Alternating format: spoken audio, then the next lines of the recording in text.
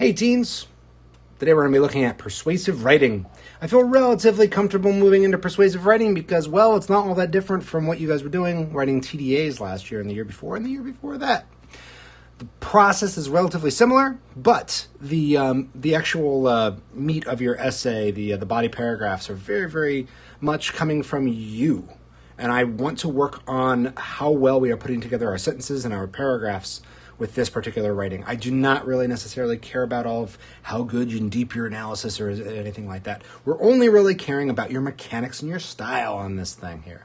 So that's what we're going to work on. I feel like that's actually where we need the majority of our help. We've been working really hard on analyzing all year long, and the majority of you have been actually doing an amazing job. And I've seen a lot of you grow so far this year. I know it doesn't seem like we've had a ton of opportunity to do that, but we have. I've seen it, and the data shows it, and I can show you guys, and I'll show you guys at some point, of course, going forward here. But today we're going to go over persuasive essay writing. Make sure as you go through the said puzzle that you are writing down all the underlined stuff. It'll only take you a few minutes, I promise. Especially as long as you actually do it. If you do it like 5 weeks later and you're watching this then, I feel bad for you. Anyway, here we go. Ready? All right. In order to talk about persuasion, we need to pick a topic. I want to pick something that is entirely 100% non-controversial. Just kidding. We're going to pick something that people feel really, really hard about. What's better, cats or dogs? We're going to choose a side. And I'm not saying we're choosing this side because one's right and over the other. We're saying it's because we need to choose a side when you do a persuasive essay. You can't sit in the middle. The idea is to be persuasive and actually try to convince somebody of something. And you can't do that if you sit in the middle, unfortunately. So we're going to say cats are better than dogs. We need to come up with 3 reasons why. These are the anchors, the arguments that we're going to be using to prove our thesis statement that cats are better than dogs. We're going to say that they are good companions, they are civilized members of the household, and they are easy to care for. You could argue those things for things like ferrets and dogs also, but they're also relatively, believable arguments somebody could use for cats. And so keep that in mind. Now, you are going to come up with your 3 reasons. These are the arguments. So whenever we talk about arguments, we're talking about the reasons why you feel the way you do.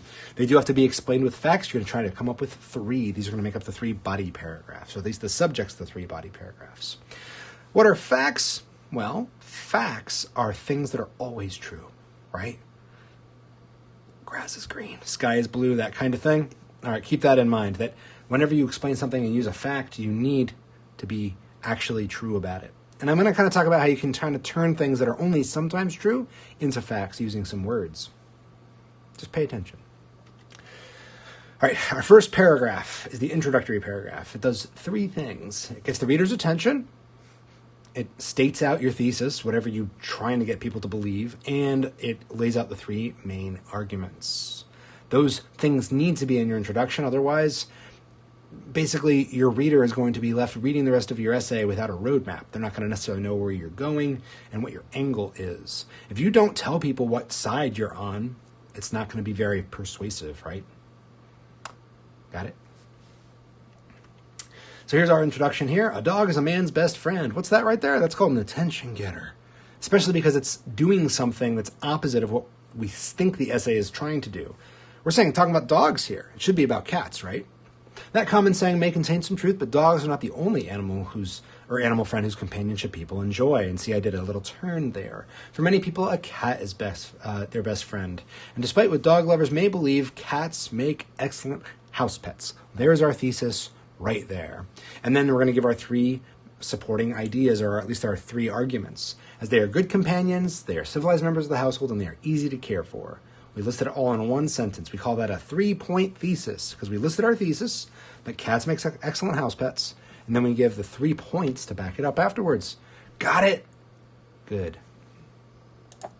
Next, body paragraphs. Nice and simple, but I'm going to show you how we're going to set them up. Basically, you go through each argument, and you're going to explain and give facts to support those arguments. Pretty simple, but I'm going to show you what that looks like in action here. We're only going to go through 1 body paragraph, but we're going to show you how you can use words to take things that are only sometimes true and make them always true. Okay. In the first place, people enjoy the companionship of cats. So this is where we're saying that they make good companions, right? Many cats are affectionate. Now you have to ask yourself, is that a fact you could use to back up the argument? Yes, it is. It totally backs it up, but is it a fact? And the answer is yeah. The word there that's really operative is many. Many cats are affectionate. It's not true that all cats are affectionate. That's actually terribly, horribly, horribly false.